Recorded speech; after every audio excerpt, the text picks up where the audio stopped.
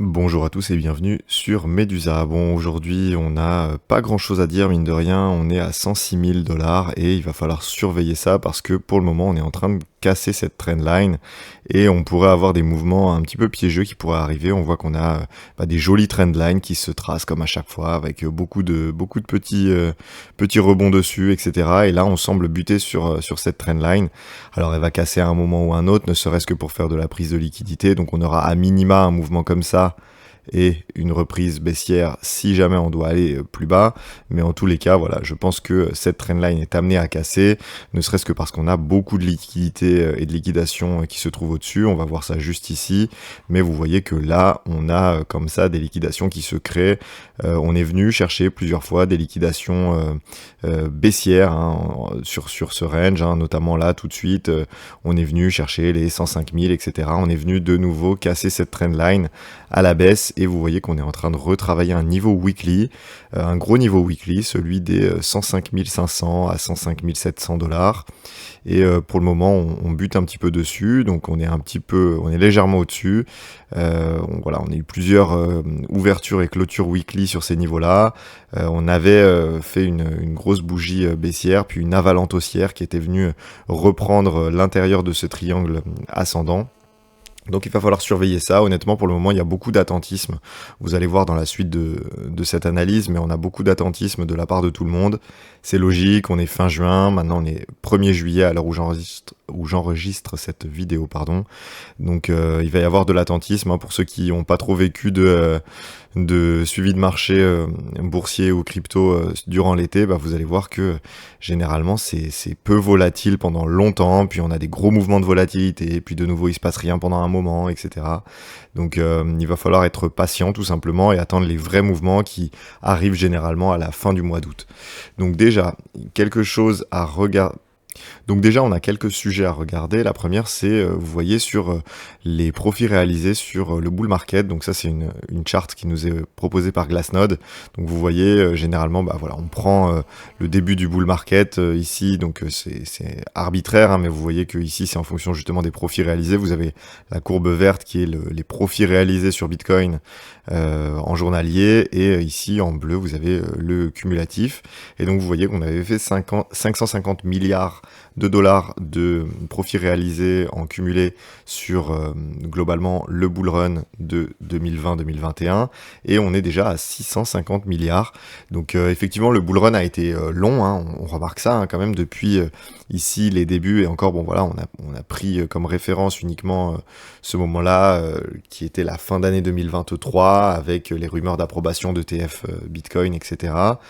Vous voyez que depuis novembre 2022, qui avec la faillite d'FTX a marqué vraiment notre bottom de cycle, vous voyez qu'on a vraiment pris des profits, on a vraiment eu des grosses phases avec comme ça des gros pics de prise de profit, puis une retombée, etc. Donc dans ce cycle, plus que dans les autres, il a fallu être vraiment efficace dans la prise de profit. Vous aviez vraiment plusieurs moments pour acheter et plusieurs moments pour vendre. Et idem, vous voyez que là, on a eu une petite zone de prise de profit, mais vous voyez très légère par rapport à ce qu'on avait pu avoir sur l'investiture de Donald Trump. Et il va falloir être vigilant, surveiller ça, parce que là, pour le moment, on est retombé dans la prise de profit. Il faudra voir si on aura un cycle supplémentaire ou pas. Vous connaissez ma position. Moi, je suis d'avis que on n'a pas atteint les profits finaux et on n'a pas atteint notre sommet de cycle avec ce précédent ATH à 112 000.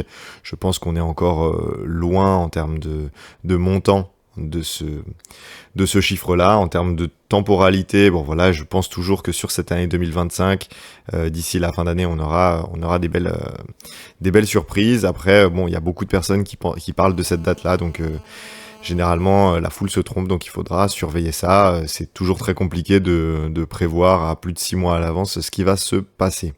Donc au niveau de l'accumulation du Trend Accumulation Score de Glassnode, donc là on est par cohorte, donc chaque ligne représente un groupe d'individus, donc les portefeuilles qui possèdent plus de 10 000 bitcoins, ceux qui possèdent 1000 à 10 000 bitcoins, etc.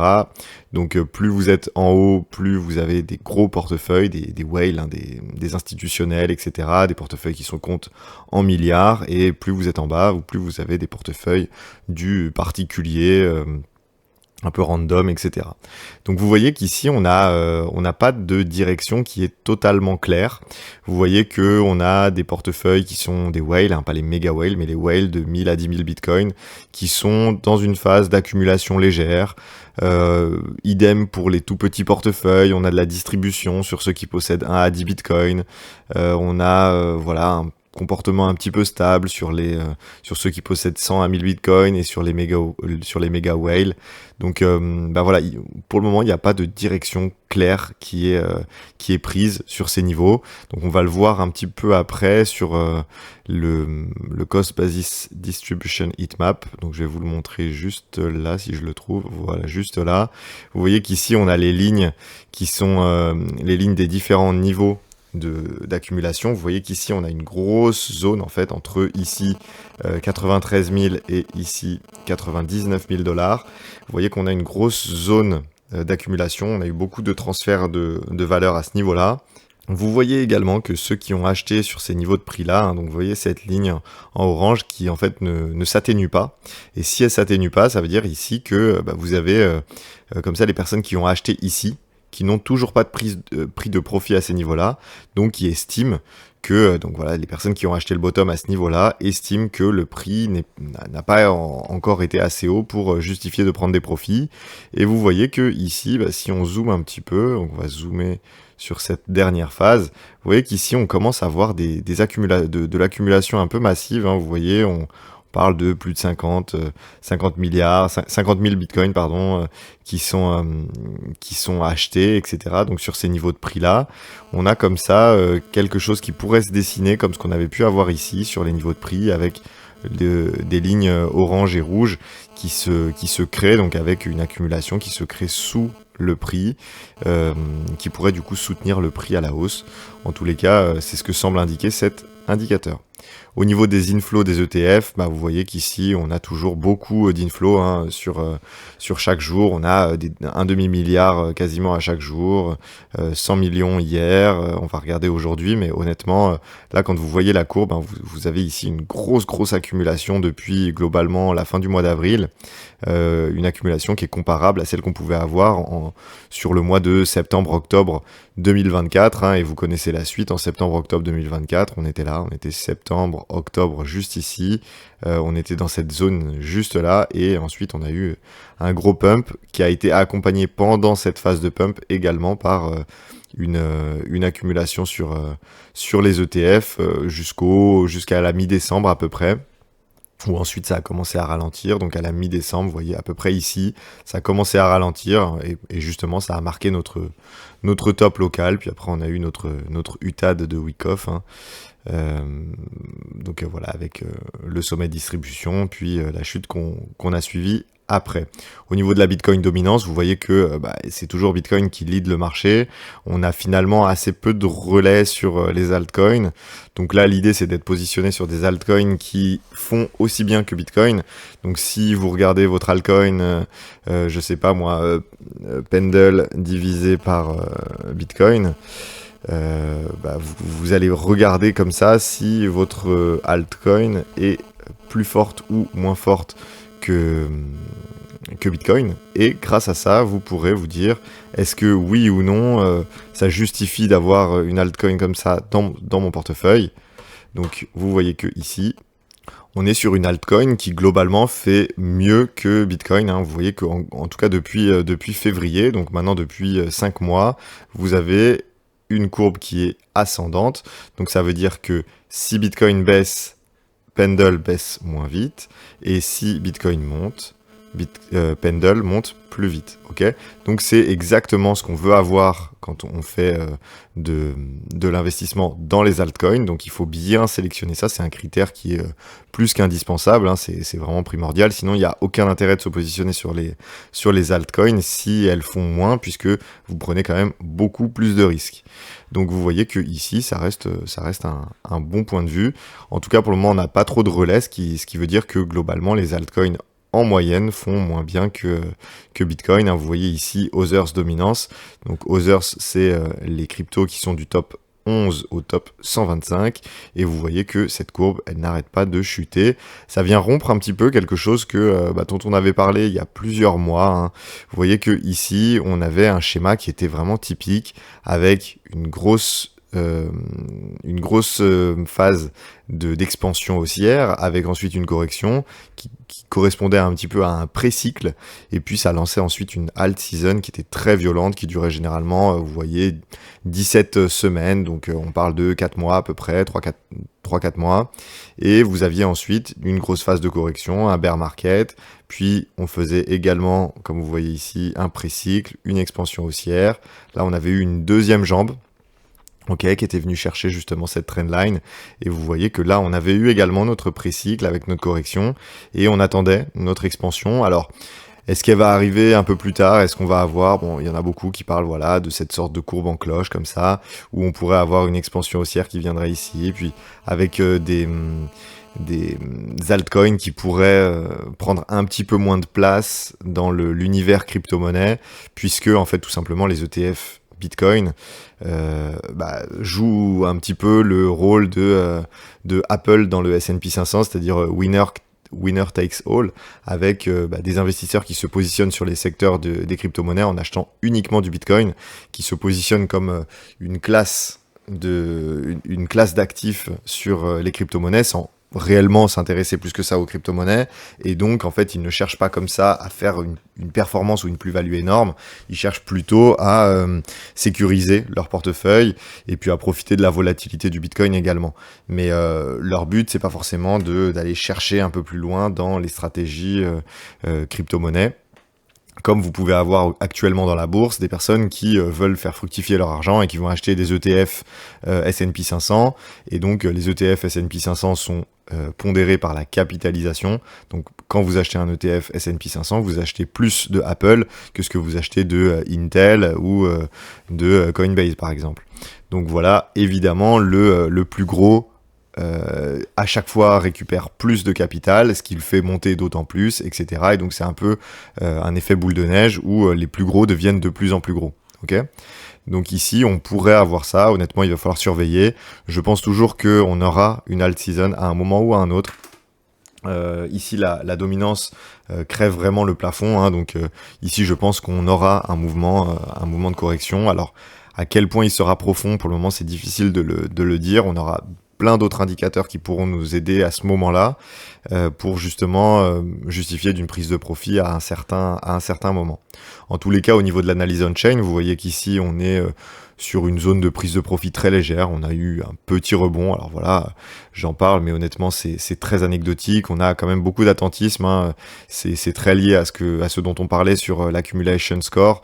Vous voyez que globalement, on n'a pas de prise de décision vraiment tranchée sur les nouvelles, les prises de profit, l'accumulation, la distribution, etc. C'est aussi très lié au fait qu'on n'a pas de nouveaux investisseurs qui se positionnent sur les cryptos. Vous voyez que sur Google Trends, quand on regarde le mot-clé crypto, on est vraiment très bas. Là, on avait des petits débuts de rebond, mais là c'est mort, hein, comme ce qu'on pouvait avoir pendant le long range de 2024. Est-ce qu'on va avoir besoin de traverser un désert aussi long que ce qu'on a pu avoir pendant les 9 mois de 2024, entre globalement le mois de mars et le mois d'octobre-novembre? Il va falloir surveiller ça. Honnêtement, c'est aussi dans ces moments-là que on fait des bonnes affaires, hein, pour ceux qui étaient présents justement sur 2024. Ici, pendant ce long range qu'on avait eu juste là, vous avez eu ici des mèches avec des belles corrections qui ont fait que sur certaines cryptos, vous pouviez avoir des prix qui étaient quand même très très intéressants, hein. Si ici je vous montre la courbe de Solana sur justement ce long range de 2024, hein, vous voyez que ici on avait eu des prix qui étaient intéressants. Après on avait eu des rebonds quand même de l'ordre de voilà x2,5 sur Solana. On est revenu sur ces niveaux-là. Alors voilà, est-ce qu'il va falloir retravailler ça encore un moment, revenir faire des petites déviations, etc. comme ça avant de repartir? Je sais pas. Ce que je sais, c'est que voilà, pour le moment, on est toujours sur des belles configurations. Vous voyez que sur certains altcoins, on tient les supports, des supports qui durent depuis longtemps. Donc le jour où ici vous allez avoir une réelle expansion, une expansion haussière un peu puissante, vous pouvez vous retrouver très très haut, hein. Vous pouvez aller chercher les 700, les $800 sur Solana réellement sans problème. Donc voilà, on va regarder ça en tout cas sur l'été. Il faut pas être trop pressé et faut prendre son temps, faut pas rester le nez sur les graphiques parce que vous pouvez être sujet au biais d'inaction et avoir l'impression qu'il faut vous positionner, qu'il faut vendre pour racheter autre chose, pour vous positionner sur d'autres cryptos, etc. Alors que généralement le mieux à faire dans ces moments-là, c'est de garder ce que vous avez, de pas bouger et de vous former, d'en profiter pour vous former. Je vous rappelle qu'on a toujours un accompagnement privé sur mesure qui est disponible pour toutes les personnes qui le souhaitent. On a encore des places disponibles. Donc nous, notre accompagnement, c'est vraiment quelque chose de premium. Donc vous avez un canal Telegram privé entre un mentor, donc moi par exemple, et un client. On définit une stratégie ensemble et donc si cette stratégie vous convient, on la développe sur vos portefeuilles, sur vos différents exchanges, Ledger, etc. Et bien entendu, vous gardez la main. Nous, jamais on touche votre portefeuille. On vous donne des indications, des propositions et vous les développez tout au long de ces mois d'accompagnement. On vous accompagne, on vous fait une formation en analyse graphique très complète, donc on vous donne comme ça une formation en 10 modules qui est incluse dans le prix de l'accompagnement. Donc si vous avez envie, en tout cas n'hésitez pas, vous avez tous les liens en description. Vous voyez qu'au niveau du Fear and Greed Index, on est à 64%. Donc honnêtement, là, il n'y a ni euphorie ni panique. 64% sur Bitcoin, ça reste un niveau assez neutre. Ça reste assez logique, honnêtement, on est sur comme ça des niveaux de prix qui sont stagnants. Ça commence à faire un certain nombre de temps qu'on bouge pas sur Bitcoin. On était sur ces niveaux de prix là déjà depuis début mai, donc ça fait pratiquement un mois et demi, un peu plus d'un mois et demi qu'on est sur ces niveaux de prix, donc c'est logique que ça bouge pas. Cette semaine, ça devrait être très calme. Je vous rappelle que cette semaine, on a peu d'événements majeurs. On a toujours les classiques taux de chômage, inscription au chômage hebdomadaire, les jeudis. On aura les PMI, le PMI des services qui peut être quelque chose d'intéressant pour voir si l'économie ralentit ou non.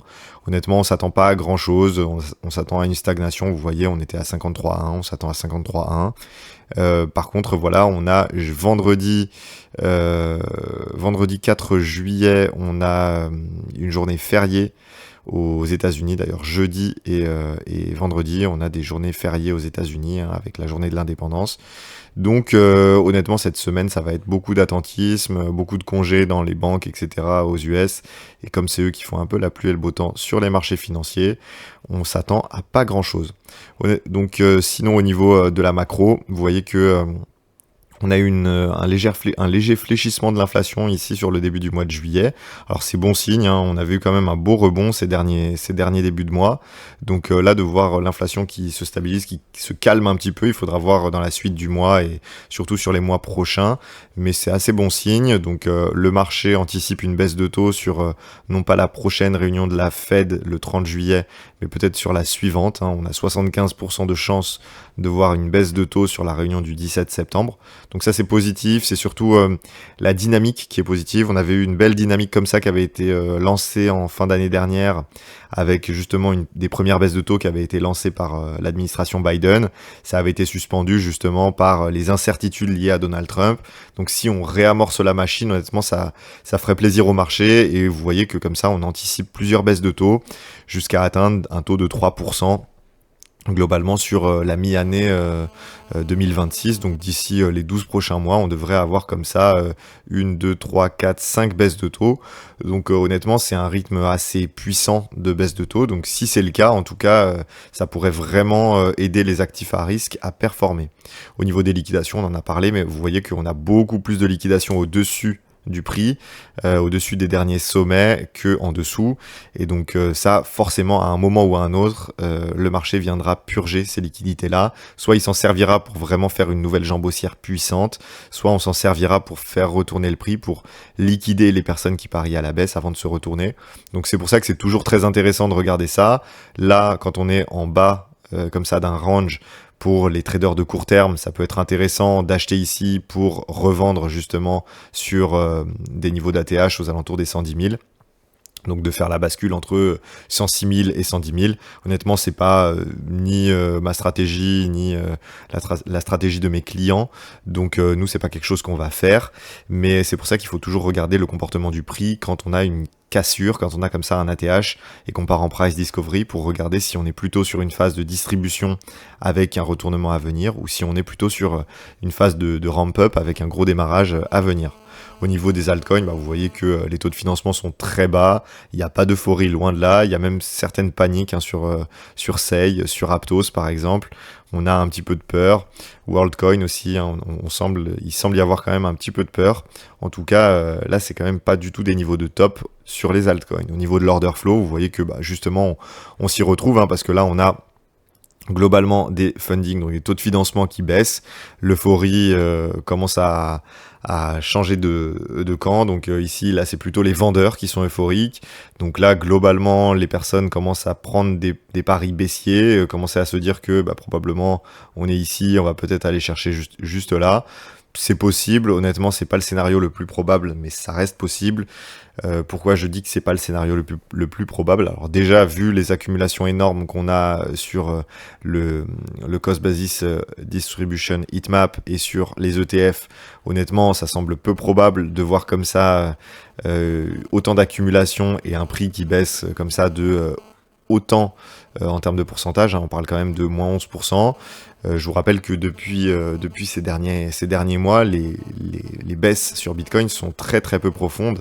Donc évidemment, c'est toujours possible. Bitcoin nous a surpris de nombreuses fois par le passé, mais honnêtement, c'est quelque chose qui est pas très très probable. Surtout que vous voyez qu'ici, on a une baisse de l'open interest. Donc globalement, les traders quittent le marché, ils arrêtent de prendre des nouveaux paris. Vous voyez que ici on est sur des niveaux d'open interest comparables à ce qu'on pouvait avoir sur ces zones-là, qui étaient globalement les zones de bottom, quasiment les zones de bottom. Et ça, c'est très très positif. Vous voyez également que ici on est toujours sur une dynamique où la courbe rouge que vous voyez en bas est en train de baisser. Donc là, c'est la proportion des bitcoins détenus par les holders de court terme. Et là, vous voyez la courbe en bleu avec les holders de long terme qui, eux, accumulent en conséquence. Vous voyez également là sur cette courbe-là, voilà la hold supply, donc les vieux stocks de bitcoin qui datent de plus de 6 mois. Donc vous voyez que ici on a une réelle accumulation. Donc les bitcoins qui sont détenus depuis un certain temps deviennent de plus en plus nombreux. Ça veut dire que les personnes qui ont acheté, ils sont pas en train systématiquement d'acheter, de vendre. En fait, ils achètent pour conserver. Et ça, c'est plutôt positif. Vous voyez que globalement, depuis le bottom, c'est le cas. On n'a pas eu de retournement. Vous voyez que justement, à l'inverse, sur l'année 2024, on avait eu justement une bascule de cette courbe bleue avec un point d'inflexion sur le mois de début octobre, sur le 1er octobre, où on avait eu comme ça une inflexion avec justement les bitcoins qui commençaient à être achetés et vendus, qui commençaient à être très largement échangés sur justement cette augmentation de prix. Donc également ici, je vais pas vous refaire la chanson, mais sur les bitcoins détenus il y a moins de 6 mois, vous avez le comportement exactement opposé. Ici sur le sell side risk ratio, donc ça évidemment c'est des indicateurs dont vous n'avez pas forcément accès parce que c'est des indicateurs payants, c'est un abonnement qui coûte plus d'une centaine d'euros par mois. Donc évidemment, c'est des indicateurs qui sont mis à disposition à tous nos clients. Tous les clients de l'accompagnement peuvent demander comme ça une mise à jour une copie d'écran de tous les indicateurs Glassnode, sans aucun souci. Vous voyez en tous les cas que ici on est toujours sur des niveaux de risque qui sont très faibles, les niveaux de risque qu'on pouvait avoir pratiquement au moment du bottom local ici au niveau des 76 000 $, également les niveaux qu'on pouvait avoir justement ici dans la zone des 60 000 $, également ici ce qu'on pouvait avoir dans la zone justement des 37 000. Donc vous voyez qu'ici on n'est pas du tout sur des niveaux de surchauffe, on a vraiment refroidi la machine, donc elle est prête cette machine pour un nouveau pump éventuellement. Donc voilà, là vous avez les méga whales, donc les gros portefeuilles. Vous voyez qu'ils étaient dans une phase d'accumulation. On est en train de basculer sur une phase justement un peu plus neutre. Vous voyez ici, donc la courbe est passée dans le négatif. Donc on a des méga whales qui commencent un petit peu à vendre, prendre un petit peu de profit. Et on a à l'inverse des whales, donc des gros portefeuilles qui possèdent justement entre 1000 et 10 000 bitcoins, vous voyez que eux, à l'inverse, ils sont en train de repartir à l'achat. Donc on a un léger transfert entre les très gros portefeuille, plus de 10 000 bitcoins, et ceux qui possèdent plus de 1000 bitcoins, donc entre 1000 et 10 000. Donc voilà, on va s'arrêter là. J'ai abordé un petit peu tout ce que je voulais aborder avec vous. Vous avez tous les liens en description pour ce qui est de l'accompagnement privé. Et puis je vous souhaite un bon mois de juillet et un bel été. De toute façon, on se retrouvera sur la chaîne à minima une fois par semaine. Et puis plus, j'espère. Voilà, je vous remercie. Au revoir.